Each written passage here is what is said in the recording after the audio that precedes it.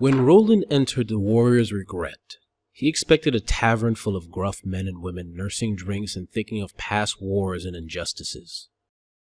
Hard-bitten warriors desperately looking for one last score, yearning for a job worthy of the hard-earned skills they gained through blood, sweat, and tears on the battlefield. What he got instead was what could only be described as a drunken celebration.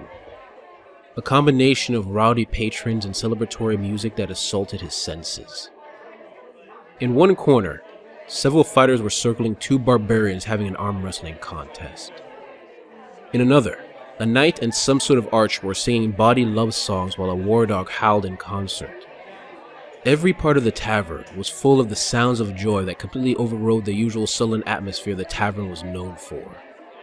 Roland stood in shock for a few seconds before a nearby woman with two half-empty tankards in her hand yelled at him to close the door.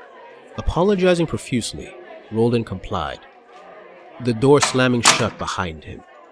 The woman eyed him suspiciously for an uncomfortable few seconds before she shrugged her massive shoulders and began pouring the rest of the tankard's contents into her mouth.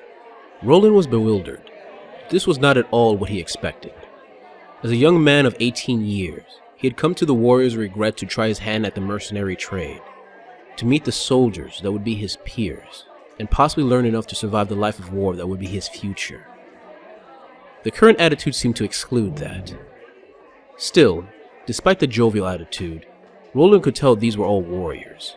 Fighters more than willing to kill if the pay was right. Roland decided to go to the one place that might give him a straight answer. He went to the bar. Walking past a few tables of rowdy patrons, Roland arrived at the front of the tavern. Behind the counter was the bartender. Almost as wide as he was tall, he swiftly threw down tankards with a speed that contrasted with his large size. Eyeing Roland, the bartender walked over, a huge smile on his face. "What will it be, lad?"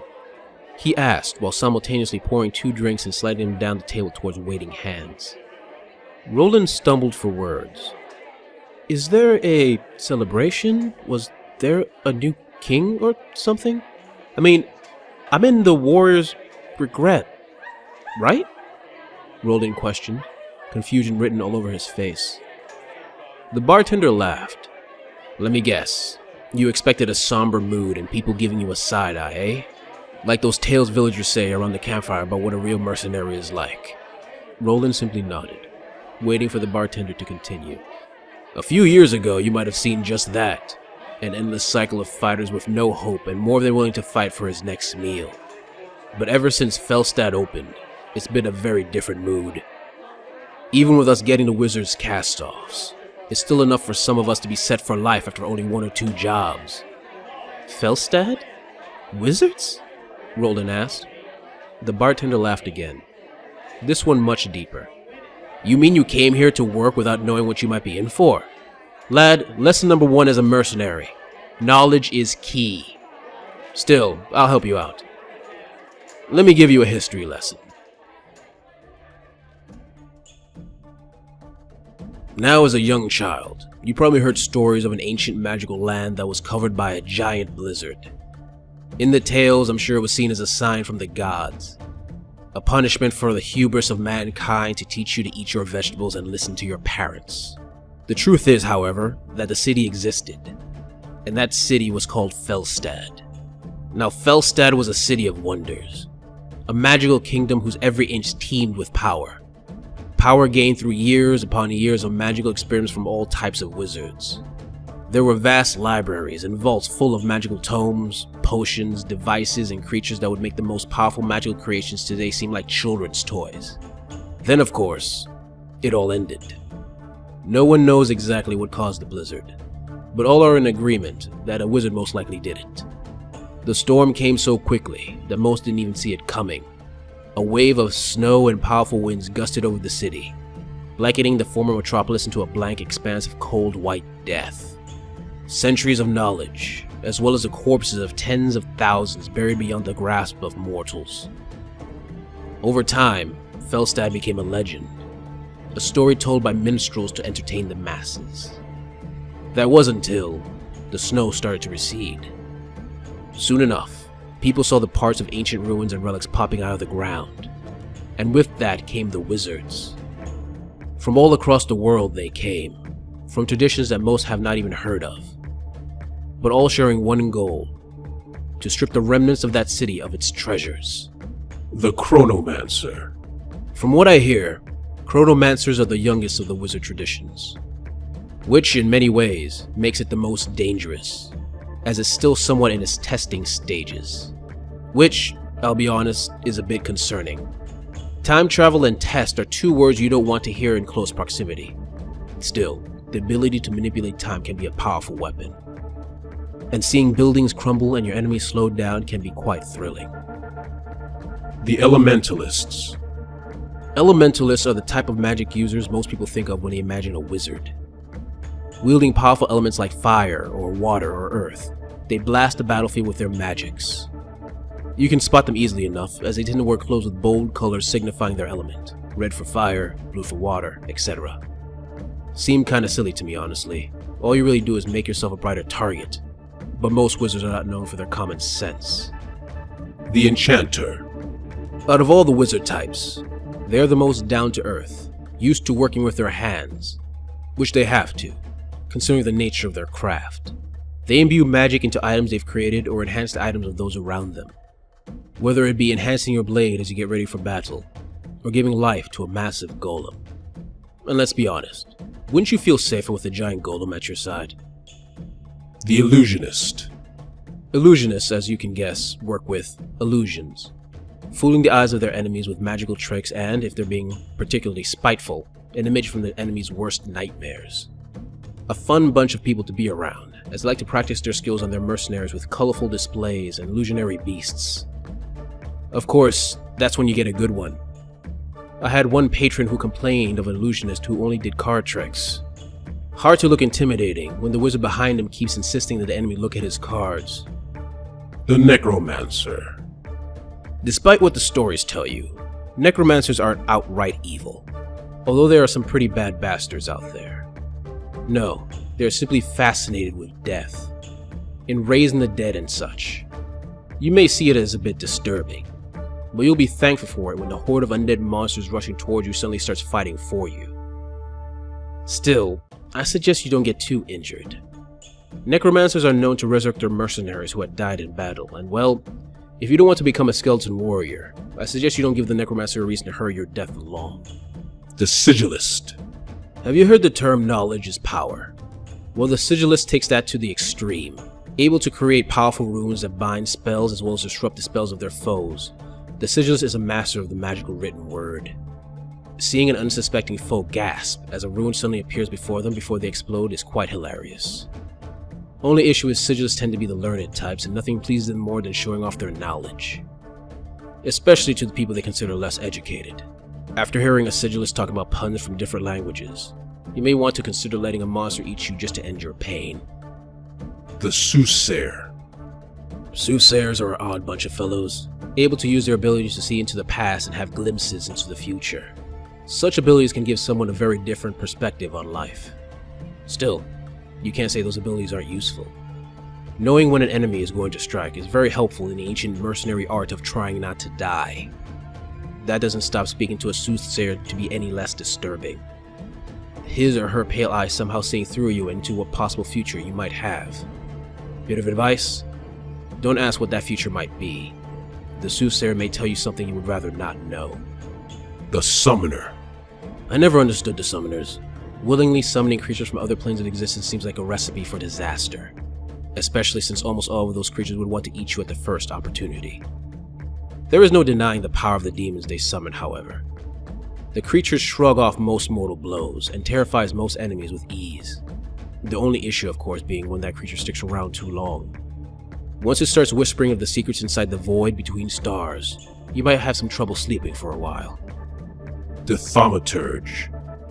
Ah, the Thaumaturges, the holy warriors with healing magic and warding lights that protect the weak from the predations of the strong and monstrous. A good bunch of people all around and with a very useful set of spells. Healing up any wounds you've sustained in combat and protecting you from any demonic monsters that might want to eat you. Only issue is that most of them are convinced that their power comes from whatever god, goddess, or pantheon they worship. Which is usually fine, until they start proselytizing. Hearing the same sermon 100 times can be quite irritating after a while. The Witch. They are men and women that wield the power of nature and brew potions of all types, using their power to control animals, manipulate the weather, or curse an unlucky foe. Although not as flashy as Elementalists, their abilities are equally as useful.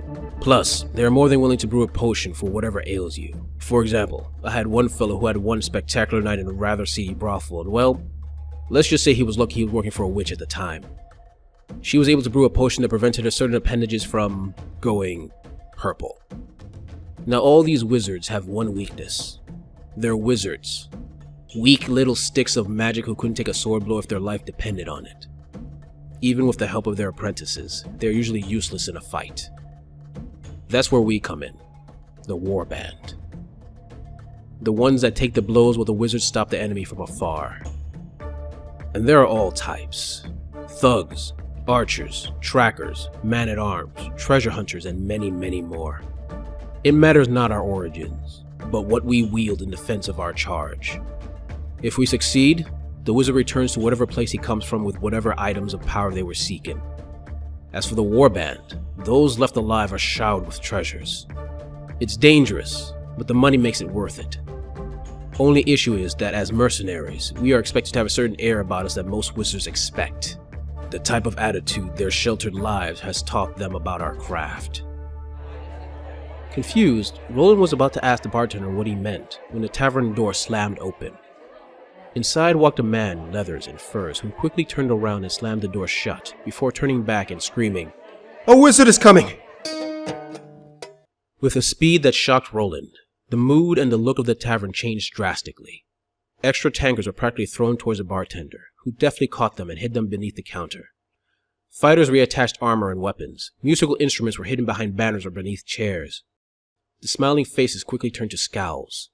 Faces aimed squarely at drinks with an attitude of simple indifference, transforming into the establishment he expected when he first entered. Before long, the doors opened and in walked two individuals clad in robes. The first was obviously a wizard, a woman in fiery red hair and robes to match, with a circle of flame surrounding her head, a look of confidence bordering on arrogance upon her face. The second was a younger man who carried an overly large backpack upon his shoulders, the look of deference towards the wizard making it obvious he must be an apprentice. None of the tavern patrons looked at the new arrivals, the level of indifference almost comical, as any sane person would at least look up at the presence of a person with a literal crown of fire. The wizard spoke, her voice echoing across the room. "I am in need of warriors to travel to the city of Felstad. There will be danger, but the prizes you will receive will be beyond imagining." After a few seconds, one of the patrons spoke, a rough-looking warrior in plate armor. "We will work, if the pay is right." The wizard smiled, as if she had some hidden secret beyond the understanding of the simple fighters before her. "That it will be, mercenary. That it will be." As she looked around for an empty table to begin negotiations, she spotted Roland. The newness of his armor and the confused look on his face singled him out from the rest of the people at the tavern. Walking up to him, the wizard looked Roland up and down before stating, "I don't think this is the right place for you, young man." Roland froze for a second.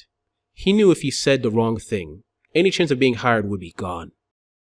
Unsure of what to say, Roland simply opened his mouth, spitting out the first thing that came to mind. "I am young, but my eyes are old. I saw my family die, killed by a troll on fire as it burned through my village and ate my family. I killed it, but it didn't dull the pain. It's why I drink." Many of the tavern's patrons rolled their eyes, and Roland could hear a groan from a far-off table. The reaction from the two magic users was different. The apprentice had tears in his eyes, Roland's ridiculous story somehow touching a nerve within the young man. The wizard simply nodded. Placing a hand on his shoulder, she gave it a comforting squeeze before saying, "With the treasures in Felstad, you might have a life again. Join us. Help me ease your pain." Roland simply nodded. He felt like a character in one of his mother's poorly written books that she sometimes reads around the village. The same books, Roland suspected, the wizard obtained most of her information about the outside world from. Removing her hand, The wizard began to walk towards an empty table. Roland followed, ready for future fights, and wondering what extra details he should add to his ridiculous story if the wizard ever asked him about it again. Hey guys, this is Arvandus, and I hope you enjoyed this short story about Frostgrave. As soon as I read the lore, I had this awesome idea of a tavern where wizards go to hire mercenaries, and the mercenaries are just loving it because they make so much money. It's one of my first really comical story ideas, so I hope you like it. Anyway, if you like it, please like, subscribe, and comment, and I'll keep doing it for this and other war games in the future.